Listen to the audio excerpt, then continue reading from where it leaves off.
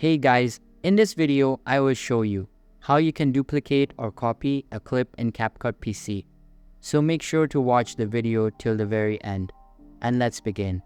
First of all, find the video or photo which you want to go and duplicate in Capcut. In this case, I just want a certain section of this video. So therefore what I'm going to do is quickly find the section.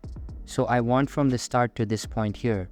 And then what I'll do is I'll go and click on the split button just here. And then to go and duplicate this clip here, all you need to do is you can right click on it and press copy. Or alternatively press Ctrl+C. And then you've done that, you've copied it. And then to go and paste it, you need to choose where you want it to be. Whether you want to add it as an overlay or if you want to go and add it in the base video. Then you go and put the cursor line there.